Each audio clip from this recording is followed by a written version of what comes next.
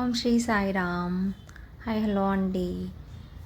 మన ఇల్లు ప్రశాంతంగా ఉండాలన్నా, పిల్లలు బాగా చదువుకోవాలన్నా చాలా చాలా వాటికి ఉపయోగపడే ఒక రెమెడీ చెప్తానండి. ఇది నిజంగా నేను చేసి చెప్తున్నాను. నాకు చాలా బాగుంది కాబట్టే చెప్తున్నాను. అది ఎలా అంటే గురు లేక శుక్రవారాల్లో చేయండి. ఎలా అంటే పసుపు, కుంకుమ, అక్షింతలు, గంధం, జవ్వాదు, ఒక నిమ్మకాయ, ఒక గ్లాస్ వాటర్ తీసుకోండి, గాజు గ్లాస్. ఆ వాటర్లో పసుపు, కుంకుమ, గంధము, అక్షింతలు వేయండి. ఆ తర్వాత లెమన్ వేసేయండి. లెమన్ పై కూడా అన్నీ వేసేయండి. అది చక్కగా బాబాగారి ముందు పెట్టి ఇవన్నీ సాయి అష్టోత్తరం చదువుకుంటూ చేయాలండి.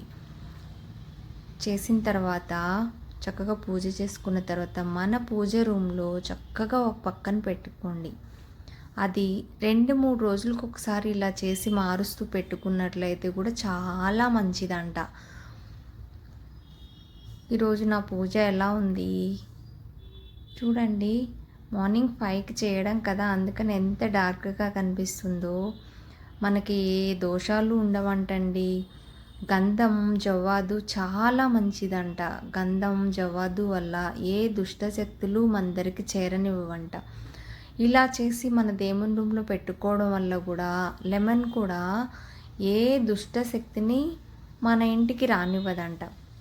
అదిగాక పిల్లలు స్కూల్స్ కాలేజీలకు వెళ్ళొస్తూ ఉంటారు, హస్బెండ్ బయటకు వెళ్ళొస్తూ ఉంటారు, కాలు కడుక్కోకుండా ఎలా పడితే అలా వచ్చేస్తూ ఉంటారు కదా. వాటన్నిటికీ పరిష్కారం ఏంటంటే ఇలా చేసుకొని సాయి అష్టోత్తరం చదువుతూ నిమ్మకాయని ఇలా చేసుకొని దేవుడి రూమ్లో పెట్టుకోవడం వల్ల చాలా ప్రశాంతత ఉంటుంది, చాలా హ్యాపీ ఉంటుంది.